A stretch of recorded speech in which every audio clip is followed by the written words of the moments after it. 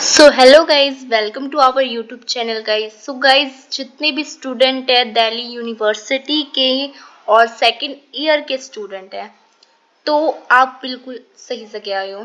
तो जितने भी स्टूडेंट है सेमेस्टर 3 के यानी 2024 में, यानी आपके पास थर्ड सेमेस्टर है, जो अभी अभी आए हैं, तो उनके लिए वीडियो हेल्पफुल होने वाली है। और आज हम करेंगे सेमेस्टर 3 के स्टूडेंटों की जो सीरीज है वो स्टार्ट।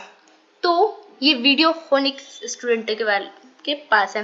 तो जितने भी थर्ड सेमेस्टर के स्टूडेंट है यानी सेकेंड ईयर के, और आप लोग बीए प्रोग्राम के स्टूडेंट हो, हाँ, अगर आप बीए प्रोग्राम के स्टूडेंट हो और सेमेस्टर थर्ड के स्टूडेंट हो और आपके पास हिस्ट्री सब्जेक्ट है, तो आपके पास हिस्ट्री ऑफ इंडिया जरूर होगी। तो जिस भी स्टूडेंट के पास हिस्ट्री ऑफ इंडिया 1200 से 1550 है, जिस भी स्टूडेंटों के पास, तो आपके लिए ये वीडियो हेल्पफुल है। बिकॉज जो आप थर्ड सेमेस्टर के स्टूडेंट हो, उनका नया सिलेबस आया है जो मैं बता चुकी हूँ ऑलरेडी, और जो यूट्यूब पे आपको मिल रही है वो पुराना सिलेबस है। तो आप एक बार ड्यू की वेबसाइट पे जाके या तो जो मैंने सिलेबस करा रखा है वो जरूर देख लीजिएगा, क्योंकि 2024 का सिलेबस थर्ड सेमेस्टर का अलग है।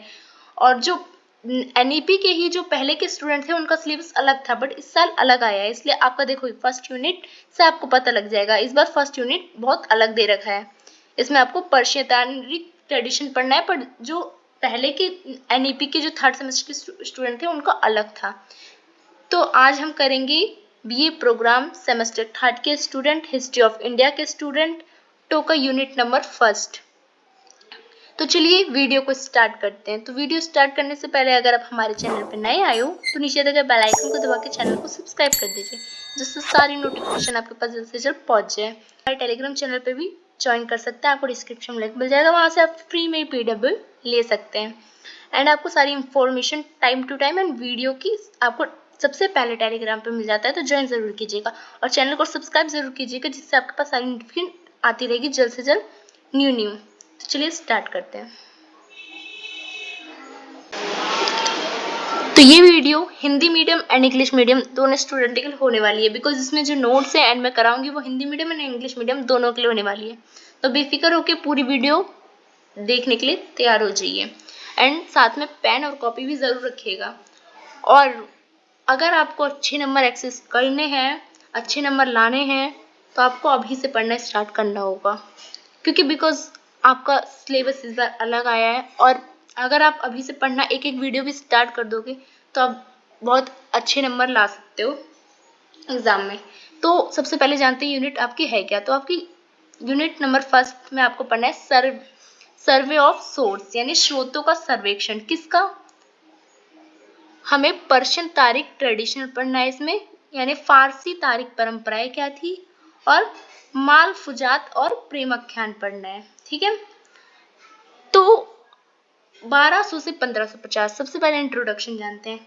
1206 में क्या हुआ था? 1206 में ही आप जानते हो दिल्ली सल्तनत की स्थापना हुई थी। 1206 में मोहम्मद गौरी द्वारा क्या किया गया था? पृथ्वीराज चौहान को हरा के क्या किया गया था? दिल्ली सल्तनत की स्थापना की गई थी। तो 1206 में दिल्ली सल्तनत की स्थापना हो गई थी, जो कि मोहम्मद गौरी के कमांडर ने की थी, जिसका नाम था कुतुब बिन ऐबक। तो कुतुब बिन ऐबक द्वारा क्या हुआ था? दिल्ली सल्तनत की स्थापना 1206 में हुई थी। और 1206 से ही क्या हुआ था? जो मुस्लिम शासक थे उनका इंडिया पे रूल करना स्टार्ट हुआ था। इससे पहले भारत में कोई भी मुस्लिम शासक राज नहीं किया था। इससे पहले सारे हमारे आपने पढ़ा होगा पृथ्वीराज चौहान, जितने भी डायनेस्टी थे वो थे। मुस्लिम जो थे वो फर्स्ट टाइम आना स्टार्ट करे थे राज करने के लिए। लूटने के लिए तो कई बार आए हैं, हमला बहुत बार करा है, बट जो राज कर रहा था वो फर्स्ट टाइम 1206 में दिल्ली सल्तनत की स्थापना करके उन्होंने किया था। तो वही टाइम था 1206, याद रखिएगा, जब दिल्ली सल्तनत की स्थापना हुई थी कुतुब बिन ऐबक द्वारा। पर इसका वास्तविक संस्थापक माना जाता है इल्तुतमिश को, जो कि कुतुब बिन ऐबक का जमाई था। तो चलिए, आपने बेसिक बातें जान ली, पर हमें इसमें पढ़ना क्या है? पर्शियन तारीख ट्रेडिशनल और मालफुजात प्रेमाख्यान पढ़ने हैं। तो ये दोनों ही जो ट्रेडिशन है, ये दिल्ली सल्तनत के टाइम पे ही उभरा था। दिल्ली सल्तनत के टाइम पे जब दिल्ली सल्तनत का पीरियड चल रहा था तो उस समय ये ट्रेडिशन भारत में फैला हुआ था। तो यही हमें परंपरा भारत की पढ़नी है, जो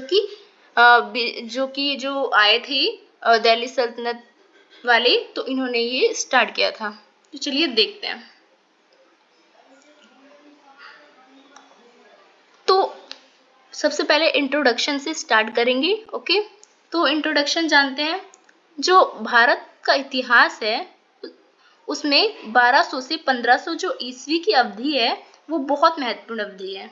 जो पीरियड है 1200 से 1550 तक का, वो बहुत ज़्यादा इम्पोर्टेंट है इंडियन हिस्ट्री में। ठीक है, क्यों? क्योंकि ये जो मिडिवल हिस्ट्री था, यानी मध्यकालीन जो भारत था, जो मिडिवल जो इंडिया था, उसके इतिहास में इसका महत्वपूर्ण चरण है। क्योंकि हम जो मध्यकालीन भारत का इतिहास पढ़ते हैं, क्योंकि वो 1206 से ही स्टार्ट होता है।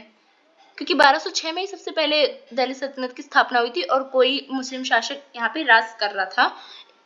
तो यही टाइम था, इसको हम मिडिवल पीरियड कहते हैं। तो स्टार्ट मिडिवल पीरियड पहली बार 1200 से ही हुआ था, 1206 से हुआ था, इसलिए इसको मध्यकालीन का सबसे महत्वपूर्ण चरण माना जाता है।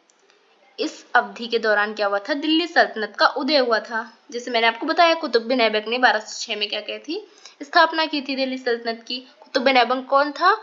मोहम्मद गौरी का कमांडर था, और मोहम्मद गौरी ने पृथ्वीराज चौहान को हरा दिया था। उसके बाद उसके जो नौकर था, मतलब उसका जो कमांडर था, कुतुब बिन ऐबक, जिसके नाम पे कुतुब मीनार भी आप जानते हो, उसने कुतुब मीनार की स्थापना शुरू करी थी। तो उसने इसकी स्थापना की थी, जिससे उत्तरी और मध्य भारत था उसके अधिकांश हिस्सों पर शासन किया। तो जो दिल्ली सल्तनत है उसका शासन कहाँ था?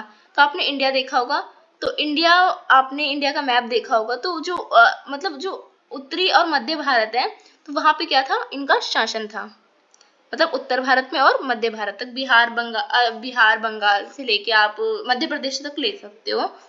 तो इस समय के इतिहास के अध्ययन के लिए हमें प्रमुख शोध और फारसी इतिहास परंपरा और जो मालफुजात जो हमारा यूनिट है, यानी सूफी संतों के उपदेश, उस समय जो सूफी संत थे उन्होंने क्या दिया, और प्रेम आख्यान यानी प्रेम कथाएं के बारे में हमें पढ़ना है। तो इन स्रोतों का जो सर्वेक्षण है, इससे हमें उस समय की किस चीज के बारे में पता लगेगा, हम क्यों पढ़ रहे हैं ये 3 ट्रेडिशनल जो हमारे फर्स्ट यूनिट में है। क्यों? क्योंकि हमें उस समय के, यानी मध्यकालीन भारत के, जब ये लोग हमारे भारत में फर्स्ट टाइम आए थे, तो उस समय का समाज कैसा था, उस समय की संस्कृति कैसी थी, उस समय के राजनीतिक संदर्भ क्या थे, मतलब उस समय का सोशल जो हमारा क्या था, हमारी जो संस्कृति क्या थी, कल्चर क्या था, सोशल कल्चर, पॉलिटिकल कॉन्टेक्स्ट को जानने के लिए हमें ये सोर्स है उन्हें जानने का। तो इसलिए हम ये पढ़ रहे हैं। इंट्रोडक्शन से समझ गए हम पढ़ क्यों रहे हैं। ठीक है, तो चलिए स्टार्ट करते हैं। अब सबसे पहले जानते हैं पर्शियन हिस्टोरिकल ट्रेडिशनल था क्या, यानी फारसी तारीख परंपरा थी क्या। तो इसका महत्व और योगदान क्या रहा है, यानी सिग्निफिकेशन एंड कंट्रीब्यूट क्या रहा है इसका मध्यकालीन भारत पे भी, और अभी भी कह सकते हो भारत पे क्या इसका कंट्रीब्यूट रहा है। तो फारसी तारीख परंपराएं मुख्य रूप से दिल्ली सल्तनत के शासकों के दरबार में ही नियुक्त इतिहासकारों और कवियों द्वारा लिखी गई थी। मीन्स जो Persian historical traditional were primarily written by historians and poets appointed at the courts of the Delhi सल्तनत रूलर्स। तो दिल्ली सल्तनत के जो दरबार होते थे, जब ये दिल्ली सल्तनत का राज चल रहा था, तो इसमें 5 वंश रहे, इसमें जो दिल्ली सल्तनत है इसमें 5 वंशों ने राज किया। 5 जो राजवंश थे इसमें भी बहुत सारे शासक थे। तो पहला था गुलाम वंश, दूसरा था खिलजी वंश, तीसरा था तुगलक वंश, चौथा था सैयद वंश और 5वां था लोधी वंश। तो इसको याद करने का तरीका अगर मैं बताऊं, तो एक है जीजा का टकला साला। तो इससे आप याद कर सकते हो कि जीजा जो होता है वो जी से स्टार्ट होता है, तो आप गुलाम वंश याद रख सकते हो। जीजा का, तो का आप डालोगे तो खिलजी वंश आ जाएगा। जीजा का टकला, तो टी से आ जाएगा तुगलक वंश। तो जीजा का टकला और साला तो एस से आ जाएगा, तो सैयद वंश। और साला में एल आता है तो लोधी वंश। तो आपका ये आसान तरीका हो जाएगा याद करने का। ओके, तो इन्हीं के दरबार में, दिल्ली सल्तनत के दरबार में जो इतिहासकार रहते थे, आपने देखा होगा चाहे पुराना हो, एशियंट हो, कभी भी कोई भी जब दरबार होता है तो उसमें तो इतिहासकार, राजा महाराजाओं के पास तो इतिहासकार, नित्यकार सब होते हैं। तो जो इनके दरबार में जो इतिहासकार रहते थे, उन्होंने ही ये चीज लिखी है, उन्हीं के द्वारा क्या गई है, ये लिखी गई है फारसी तारीख परंपरा के बारे में। ठीक है, तो प्रमुख उद्देश्य था कि शासकों की महानता और उनके शासनकाल का गुणगान करना। ये क्यों लिखते थे? तो उन क्या करते थे, वहां जो राजा होते थे वो ही ये लिखवाया करते थे। क्यों? क्योंकि वो जो राजा होते थे, जो दिल्ली सल्तनत के जो सुल्तान होते थे, सुल्तान, तो वो सुल्तान क्यों लिखवाते थे? अपना शासनकाल का गुणगान करने के लिए, लोगों को बताने के लिए, अपने शासन कि मेरा शासन ऐसा है, ऐसा है, यही बताने के लिए वो क्या करते थे, ये सब लिखवाया करते थे राज दरबारियों से। तो फारसी भाषा उस समय की दरबारी भाषा थी। तो जब दिल्ली सल्तनत का टाइम था, यानी दिल्ली सुल्तान जब राज कर रहे थे, तो उस समय का जो राजभाषा थी, वो क्या थी, फारसी थी, क्योंकि ये लोग बाहर से आए थे। इसलिए अधिकांश अधिकारी इतिहास जो है वो इसी भाषा में, फारसी भाषा में लिखी गई है। इसलिए यानी फारसी तारीख परंपरा फारसी भाषा में लिखी गई है और इसका नाम भी फारसी तारीख परंपरा है। तो मैंने कितने इजी वे में आपको ये वाला समझाया ना। तो चलिए जानते हैं अब इसके प्रमुख ग्रंथ क्या है। यानी अभी हम पढ़ रहे थे फारसी तारीख परंपरा के बारे में कि इसका महत्व क्या है। इसका महत्व ये था कि शासक लिखवाते थे अपने दरबारी कवियों से। क्यों? क्योंकि अपना गुणगान गाने के लिए। ठीक है, अब हम जानेंगे कि कौन कौन से फारसी तारीख जो बुकें थी वो थी, उसी को हम कह रहे हैं की टेक्स्ट, यानी प्रमुख ग्रंथ कौन कौन से थे फारसी तारीख के, जिसको हम फारसी तारीख कहते हैं। फारसी तारीख एक बुक नहीं थी, फारसी तारीख एक मतलब जितने भी उस समय ग्रंथ लिखे गए हैं फारसी में, उसको फारसी तारीख कहा गया है। तो उसमें कौन कौन से प्रमुख ग्रंथ थे उसके बारे में हमें पढ़ना है। जैसे हम कहते हैं ना, हमारे कहते हैं हमारे वेदों पुराण है, तो हमारे वेदों पुराण में कौन, जैसे हम कहते हैं ना हमारे वेद पुराण है, तो वैसे ही फारसी तारीख परंपरा कह सकते हैं एक बुक है। तो हम कहते हैं ना वेद पुराण में ऋग्वेद है, यजुर्वेद है, तो हम जानते हैं ना। तो वैसे ही अब हम जान रहे हैं कौन कौन से इनके प्रमुख ग्रंथ रहे हैं। ओके, तो इनका जो पहला ग्रंथ है वो है मिन्हाज ए सिराज। नाम याद रखिएगा क्योंकि आपको एक दो लिखना ही पड़ेगा, क्योंकि आपका चैप्टर ये है मिन्हाज ए सिराज। तो मिराज ए जो सिराज था उनकी पुस्तक थी। इसे तबकात ए नासिरी दिल्ली सल्तनत के प्रारंभिक काल का महत्वपूर्ण स्रोत है। तो इसको तख्तात ए नासिरी जो थे दिल्ली वो भी कहा जाता था, और दिल्ली सल्तनत के प्रारंभिक काल में का ये बहुत महत्वपूर्ण स्रोत था। मतलब दिल्ली सल्तनत जब स्टार्ट हुआ था उसके बारे में हमें अगर सबसे शुरू में जब स्थापना हुई थी उसके बारे में अगर हम जानना है, मतलब कुतुब बिन ऐबक के बारे में, इन सब के बारे में, जो उन्होंने सिक्के चलाए थे, आपने अभी पढ़ा नहीं, आप नेक्स्ट चैप्टर में जो आपका यूनिट है ना उसमें ये सब पढ़ोगे, दिल्ली सल्तनत के बारे में, राजाओं के बारे में, तब आपको ये इससे हेल्प मिलेगी। अभी हम जान रहे हैं कि हमें उनके बारे में पता कैसे चल रहा है। हमें जिस बुक से हमें उनके बारे में पता चला ना, अभी हम उन बुकों का पढ़ रहे हैं। उसके बाद हम अगले जो हमारे यूनिट होगा ना उसमें हम सीधा राजाओं को पढ़ेंगे। तो राजाओं को पढ़ने से पहले हमें फर्स्ट यूनिट हमें ये इसलिए दिया गया है कि हम जाने कि उन राजाओं के बारे में हमें पता कहाँ से लगा है। भगवान ने तो नहीं बताया ना, कहीं से पता लगेगा। तो यही पता करने के लिए हम ये पढ़ रहे हैं। ओके, तो ये सबसे पहला स्रोत यही था दिल्ली सल्तनत के बारे में जानने का, मिन्हाज ए सिराज। ओके, इसमें गुलाम वंश से लेकर बलबन के समय तक की घटना दी गई है।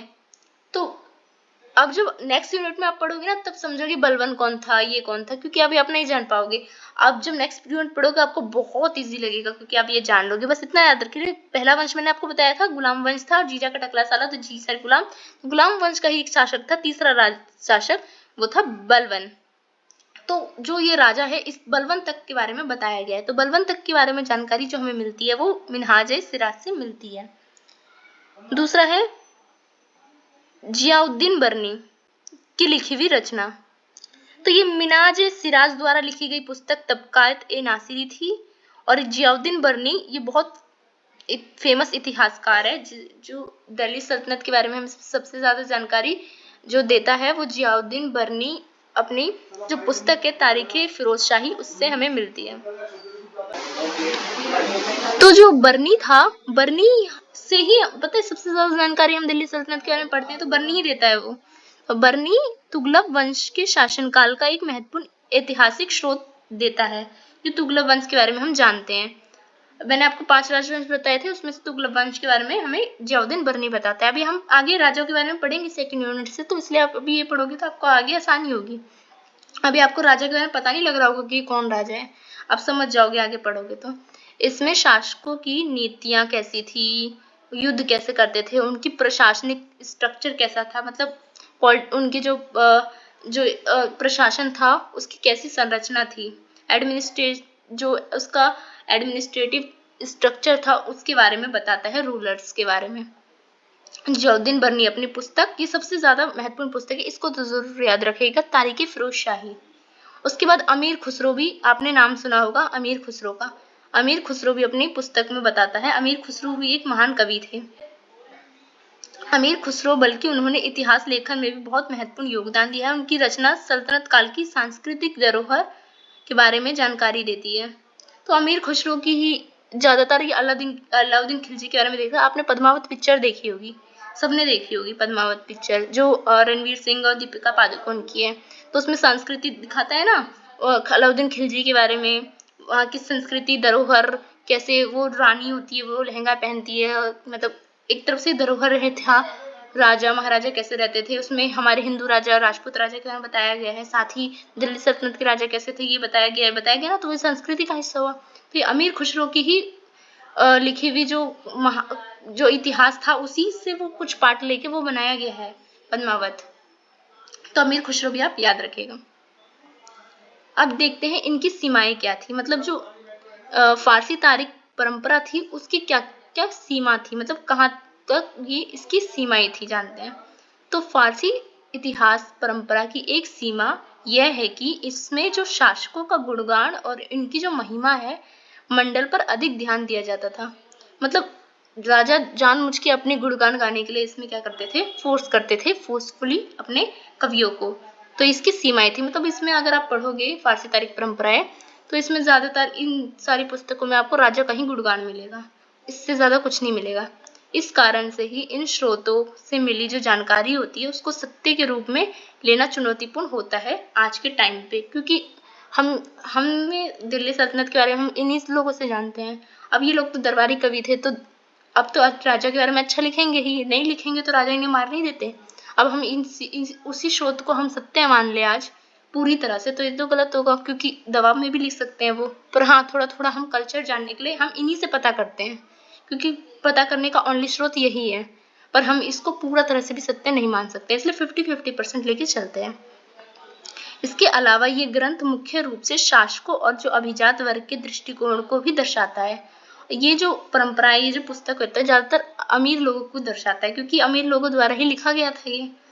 तो आम जनता और ग्रामीण समाज के बारे में जानकारी तो हमें मिलती नहीं है, क्योंकि ये राजा के बारे में आप ये पुस्तक पढ़ोगे तो राजा ने ये काम किए, ये राजा थे, राजा ने ये सिक्के चलाए, राजा ने ये करा, राजा ने ये नहर बनाई, इसके बारे में आपको मिलेगा। आपको किसान के बारे में उस समय कैसे थे, गरीब लोग कैसे थे उस समय, उसके बारे में आपको जानकारी नहीं मिलेगी, सिर्फ अमीर लोगों के बारे में जानकारी मिलेगी। तो यही इसकी सीमा हो गई। तो आपका जो पूरा एक जो था फारसी तारीख परंपरा वो होता है यहाँ पे खत्म। अब हम चलते हैं अपने सेकंड टॉपिक पे, जो कि हमारा यूनिट में हमारा जो सेकंड टॉपिक है वो है मालफुजात एवं प्रेमाख्यान। मालफुजात और प्रेमाख्यान भी उस समय की क्या थी, एक पुस्तक, कविता, कल्चर कह सकते हो थी। तो जो मालफुजात थी, ये मालफुजात क्या थी, तो मालफुजात सूफी संतों के उपदेश का संकलन था। अभी हम पढ़ रहे थे क्या, फारसी तारीख परंपरा। फारसी तारीख जो होती थी वो दरबारी कवि द्वारा लिखी जाती थी, जैसे मैंने आपको बताया। पर जो ये मालफुजात होती थी ये सूफी संत द्वारा लिखी जाती थी, मतलब मिडिवल टाइम पे, दिल्ली सल्तनत के टाइम पे जो होते थे सूफी संत, उनके द्वारा लिखी गई जो पुस्तकें वगैरह होती थी उसे मालफुजात कहा जाता था। यह स्रोत उस समय के सामाजिक और धार्मिक जीवन की अध्ययन के लिए अत्यंत महत्वपूर्ण है। अब उस समय का हमें मिडिवल टाइम के, दिल्ली सल्तनत के टाइम का हमें समाज जानना हो कि कैसा समाज था, समाज में क्या थे, क्या वो लोग, क्या उनका कैसा समाज था, कैसा धर्म था, कैसे मानते थे, तो उनके रीति रिवाज क्या थे, इसको जानने के लिए हमें मालफुजात पढ़ना जरूरी है। इसी से हमें उनकी जानकारी मिलती है। तो मालफुजात में सूफी संतों के उपदेश दिए गए हैं, उनके बारे में हम पढ़ते हैं। उनके शिष्य कौन थे, उनके अनुयायी कौन थे, उसके बारे में पढ़ते हैं। शिष्य जो और अनुयायी थे सूफी संतों के, जो पीर वगैरह देखते हो आप, तो उनके संवाद आपको पढ़ने हैं। उसके बाद सूफी सिद्धांत क्या थे, क्या कहते थे सूफी लोग जो होते थे, तो उनके बारे में आपको पढ़ना है। तो इनके जो प्रमुख टेक्स्ट थे, मतलब मालफुजात में कौन कौन से प्रमुख टेक्स्ट आते हैं, ग्रंथ आते हैं, तो अमीर खुसरो द्वारा लिखी गई एक आशिकीन और इजाजे खुसरीवी आती है। तो ये अमीर खुसरो द्वारा लिखी गई थी आशिकीन इजाजे खुसरी। ये 2 पुस्तक अमीर खुसरो ने लिखा था। ये सूफी उपदेश और उनके आदर्शों का प्रतिनिधित्व करती थी। जो उस समय के सूफी जो उपदेश देते थे, उसको अमीर खुसरो ने अपनी एक पुस्तक आशिकीन और दूसरी इजाजे खुसरीवी में दर्शाया था। दूसरा सैयद मोहम्मद गौस द्वारा लिखी गई एक तज़किरातुल औलिया एक बुक है, जो कि संतों के जीवन पे लिखी गई है। उस समय के जो संत थे, मतलब जो पीर वगैरह थे, सूफी संत, मतलब जो मुस्लिम शासक जो राज कर रहा था उस समय दिल्ली सल्तनत, उसके जो संत थे, उनके बारे में लिखा गया है। उनके जीवन, वो कैसे जीवन अपना जीते थे, चमत्कार उनके धर्म उपदेश क्या थे, इनके बारे में हमें जानकारी सैयद मोहम्मद गौस देते हैं अपनी तज़किरातुल औलिया में। अब हम जानते हैं अपना तीसरा टॉपिक, जो कि है प्रेमाख्यान। तो ये क्या है? तो ये भी प्रेमाख्यान मध्यकालीन भारतीय साहित्य की एक अनूठी विद्या थी। उस समय बहुत ज्यादा ये लिखी जाती थी। एक आपने देखा मध्यकालीन भारत में जब दिल्ली सल्तनत का राज चला था, तो 3 तरह की पुस्तकें ज्यादा लिखी जा रही थी। एक था फारसी तारीख, जो राज दरबारी होते थे, कवि होते थे, वो लिखते थे। उसके बाद हमने देखा मालफुजात, जो कि सूफी संत की जो शिक्षाएं होती थी, उसको दर्शाया जाता था। और तीसरी उस समय पे सबसे ज्यादा लिखा जाता था, वो थी प्रेमाख्यान। तो ये भी क्या थी, उस समय की फेमस विद्या थी, मतलब लिखी जा रही थी, बहुत ज्यादा ट्रेंड में चला था, जिसमें प्रेम कथाओं के माध्यम से क्या किया जाता था, धार्मिक और सांस्कृतिक संदेश लोगों को दिए जाते थे। यह स्रोत भी सामाजिक और सांस्कृतिक इतिहास का एक अध्ययन महत्वपूर्ण हिस्सा रहा है। उस समय के बहुत सारे प्रमुख टेक्स्ट देखोगे, जिससे आपको पता लग जाएगा। पद्मावत, जैसे मैंने आपको बताया, जो कि आपने पिक्चर भी देखी होगी, पद्मावती, तो वो भी एक ऐसी प्रेमाख्यान है, वो भी एक, जो कि मालिक मोहम्मद जायसी द्वारा लिखी गई थी। यह रचित प्रसिद्ध प्रेम कथा जो है, ये भी क्या है, प्रसिद्ध प्रेम कथा जो पद्मावत है, वो मालिक मोहम्मद जायसी द्वारा लिखी गई थी। तो ये भी उस समय की फेमस थी, जिसमें अलाउद्दीन खिलजी, पद्मावती, इन सब के बारे में बताया गया है। इसमें ना केवल प्रेम कहानी का वर्णन किया गया है, बल्कि मध्यकालीन भारतीय जो समाज से उसके महत्वपूर्ण जो चित्रण भी दर्शाया गया। अगर आप वो पिक्चर देखोगे या आप पढ़ोगे पद्मावत, तो आपने देखा होगा, आपको इसके अलावा, आपको प्रेमाख्यान के अलावा आपको ये देखने को मिलेगा कि उस समय का कल्चर कैसा था, सोसाइटी कैसी थी। रानी पद्मावती का जब महल देखोगे आपको उस महल के बारे में पता लगेगा, आपको कैसा कल्चर था, इंडियन कल्चर कैसा था उस समय, लोग कैसे रह रहे थे, 2 तरह के कल्चर वाले लोग, तो इसके बारे में आपको उस समय के बारे में वहां से पता लगेगा। दूसरी है मधुमालती। मधुमालती जो है वो मंझन एक कवि है, मंझन द्वारा रचित ये प्रेम कथा है, जो कि धर्म के बीच संघर्ष को चित्रित करता है। तो उस समय ये भी जो है वो बहुत फेमस बुकें होती थी, जिसको प्रेमाख्यान के नाम से जाना जाता था, जिसमें ये 2 टेक्स्ट बहुत इंपॉर्टेंट है। अब इनकी सीमाएं क्या होती थी, लिमिटेशन क्या होती थी, बना नहीं पाऊंगी। तो इनकी जो सीमाएं थी, जो मालफुजात और जो प्रेमाख्यान जो थे, तो इन ग्रंथों की ये सीमा थी कि इनकी इसमें ऐतिहासिक घटनाओं का सीधा विवरण नहीं देते हैं।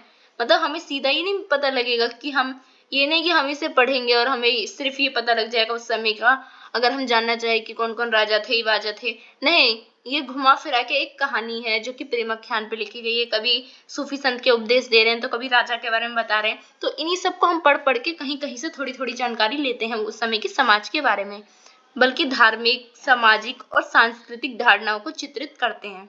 क्योंकि इनके माध्यम से अगर किसी की कहानी बताओ, मतलब कोई भी कहानी आप टीवी में भी देखते हो, तो उसमें आप कहानी, तो आपको वो रहती है, एक कहानी रहती है, पर उसमें कोई, उस कहानी में जो भी पात्र है उसका कोई धर्म तो रहता है, तो इससे धर्म के बारे में पता लग जाता है।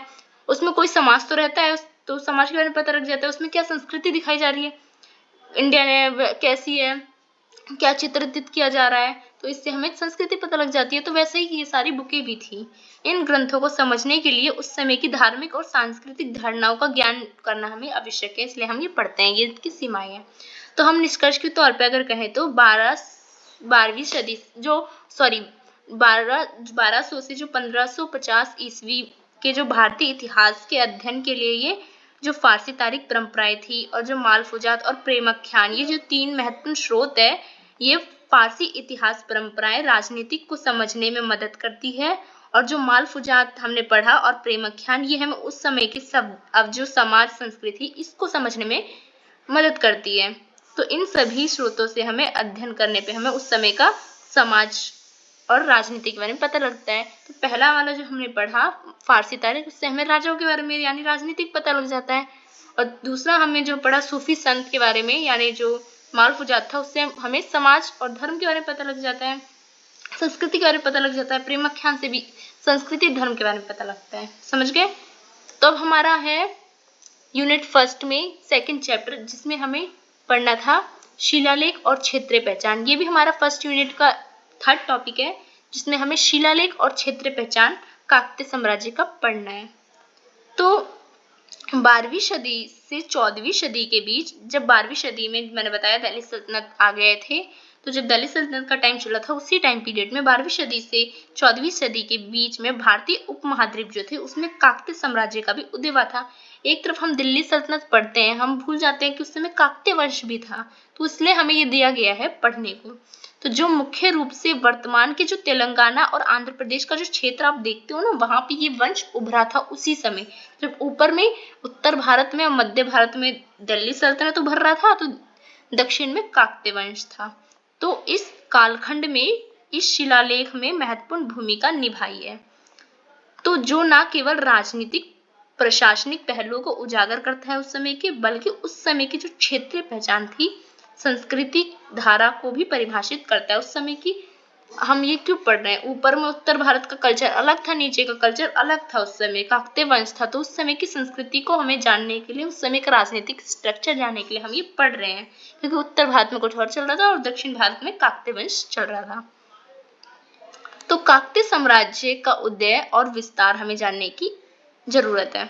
तो काकतीय साम्राज्य का उदय 12वीं सदी में भी हुआ था, जब दिल्ली सल्तनत का भी हुआ था। इसका प्रमुख केंद्र वारगलन था, वारगल। तो प्रारंभिक काकतीय शासक पश्चिमी चालुक्य के सामंत थे। जो पश्चिमी चालुक्य थे, उसी के सामंत में नीचे चालुक्य वंश भी चल रहा था और काकतीय वंश भी चल रहा था, उत्तर भारत में जहाँ दिल्ली सल्तनत चला था। लेकिन धीरे धीरे उन्होंने अपनी स्वतंत्रता स्थापित कर ली थी। ये लोग स्वतंत्र हो गए थे, ये लोग केंद्र की शक्ति में नहीं थे, दिल्ली की शक्ति में नहीं थे। जैसे दिल्ली सल्तनत चला था तो इसका केंद्र दिल्ली था, पर इनका नहीं था, इनका अपना क्षेत्रीय साम्राज्य था, जिसकी मिलिट्री भी इनकी खुद की थी, इनका कल्चर, इनके सिक्के, इनके धर्म सब अपना था। प्राप्त रुद्र द्वितीय के शासनकाल के दौरान काकतीय साम्राज्य अपने चरम पर पहुंचा था। कौन से राजा? प्राप्त रुद्र तृतीय के शासनकाल में ये चरम पे पहुंच गया था। साम्राज्य एक बड़े क्षेत्र में फैला हुआ था काकतीय साम्राज्य, और इसमें विभिन्न भाषा और संस्कृति समुदाय आपको देखने को मिलेंगे। तो इसके बारे में जानकारी हमें इसके शिलालेख से मिलते हैं। ये इसका ऐतिहासिक साक्ष्य के रूप में आप जान सकते हो कि काकतीय वंश के बारे में आपको ये ना समझे कि झूठ कह रहे हो, ऊपर वो चल रहा है दिल्ली सल्तनत तो नीचे ही चल रहा है। तो कैसे जानोगे? शिलालेख से जानोगे, ऐतिहासिक शास्त्र से जानोगे। तो शिलालेख काकतीय साम्राज्य के प्रशासन के बारे में, धर्म के बारे में, उस वहाँ काकतीय वंश की नीति, सामाजिक व्यवस्था कैसी थी, इसके बारे में हमें दस्तावेज मिलते हैं। तो ये शिलालेख सामान्यतः तेलुगु और सांस्कृतिक भाषा में लिखे गए हैं। जैसे हमें उत्तर भारत की जानकारी उस समय की कैसे मिल रही है, उसकी दिल्ली सल्तनत के बारे में फारसी से, प्रेमाख्यान से, मालफुजात से, तो नीचे किससे मिल रही है? तेलुगु से मिल रही है। समझ गए? और उस समय के जो मंदिरों थे, किले थे, उसमें महत्वपूर्ण स्थल पर पाए जाते थे। उस समय की मंदिर, इन सब पर उत्कीर्ण किया जाता था। उस समय का राज्यकाल, शासन, कल्चर को, आपने दक्षिण भारत के मंदिर देखे होंगे, उस समय का कल्चर दर्शाता है मंदिर। मंदिर पर बहुत सारी मूर्तियां बनी रहती है, बाहर बाहर बहुत सारी, आपने देखा होगा। तो उस समय का कल्चर हमें कैसे पता लगता है? उस समय के मंदिर से भी पता लगता है। इनमें से कुछ प्रमुख शिलालेख वारगल के किले, जो हनमकोंडा है, उसमें 1000 स्तंभों वाले मंदिर जो है, उसमें अगर जाओगे तो उससे पता लगता है। जैसे रपप्पा मंदिर में स्थित है ये। आप रमप्पा मंदिर अगर नीचे जाओगे वारंगल में, उस जिसे 1000 स्तंभ वाला मंदिर कहते हैं, तो वहां पे आप उस समय का कल्चर जान जाओगे। उस समय की पहनावा ओढ़ावा कैसा था, मूर्तियों से पता लग जाएगा। डांस दिखाया जा रहा है, कल्चर दिखाया जा रहा है पूरा उस मंदिर में।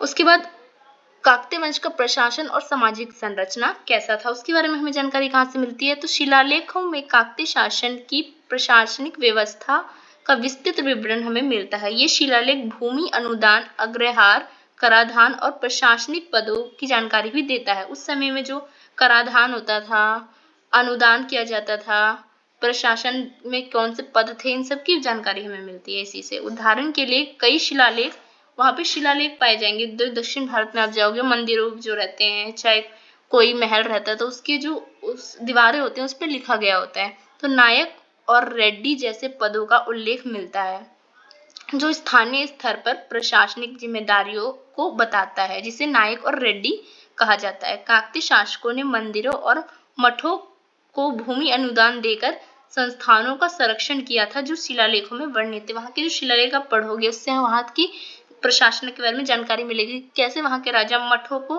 दान दिया करते थे और भूमि का संरक्षण किया करते थे, उस भूमि का। धार्मिक और सांस्कृतिक पहलुओं के बारे में हमें उस समय की कैसे पता लगता है। काकतीय शासक जो है शिव भक्त थे, ये हमें पता लगता है शिलालेखों से, और इसलिए उन्होंने शिव मंदिर का भी निर्माण कराया था। इससे हमें पता लगता है उनका कल्चर, उनका धर्म। इसके अलावा शिलालेखों में देवी दुर्गा की भी पूजा का वर्णन मिलेगा, मूर्तियां मिलेंगी आपको, मंदिर मिलेंगे, उस समय के अनुष्ठान का भी वर्णन मिलता है कि कैसे कर्मकांड होते थे। इस काल में तेलुगु साहित्य और काव्य की भी समृद्धि हुई थी, क्योंकि बहुत सारे साहित्य लिखे गए थे और यहाँ के बारे में बताया गया था। और यह क्षेत्रीय पहचान का एक महत्वपूर्ण हिस्सा है। उस समय के क्षेत्र के बारे में भी अच्छे से दर्शाया गया था। उस समय की जो कवि थे उन्होंने तेलुगु में। तो काकतीय शिलालेख में तेलुगु भाषा का उपयोग विशेष रूप से महत्वपूर्ण है। जैसे मैंने बताया, ऊपर के साइड में बताया मैंने, तो फारसी भाषा का उपयोग था, तो नीचे तेलुगु, क्योंकि यह उस समय की क्षेत्रीय और सांस्कृतिक पहचान को दर्शाता था। अब जानते हैं क्षेत्रीय पहचान और काकतीय शासकों की भूमिका उस समय क्या रही है।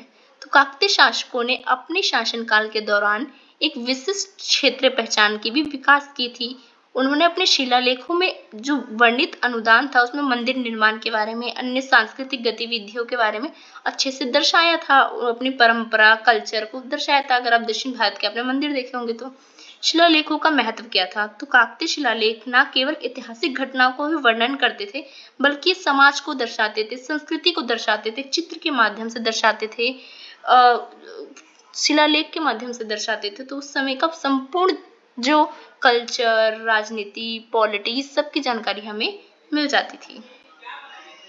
तो निष्कर्ष के तौर पे अगर कहूँ तो काकतीय साम्राज्य के शिलालेख हमें मध्यकालीन दक्षिण भारत की जो जटिल समाज था, मतलब दक्षिण में वो कैसा था, दक्षिण का संस्कृति कैसा था उस समय का, 1200 से 1500 तक का था, राजनीतिक संरचना कैसी थी, ये सब समझने में हमें आसानी मिलती है। जैसे उत्तर भारत में हमें फारसी तारीख से, प्रेमाख्यान से और मालफुजात से हमें उत्तर भारत में जो दिल्ली सल्तनत है उसके बारे में हमें पता लगता है। वैसे ही दक्षिण भारत में उसी टाइम पीरियड में, जब उत्तर भारत में दिल्ली सल्तनत था, तो नीचे काकतीय वंश चल रहा था, और इसके कल्चर के बारे में हमें इनसे पता लगता है, शिलालेखों से, मंदिरों से, उस समय की बुकों से जो कि तेलुगु में लिखी गई थी। तो ये चैप्टर आपका पूरा यूनिट मैंने आपको कवर करा दिया। अभी आपको पूरे यूट्यूब पे ये वीडियो तो मिलेगी ही नहीं, आपको पुराना सिलेबस की ही फर्स्ट यूनिट मिलेगी।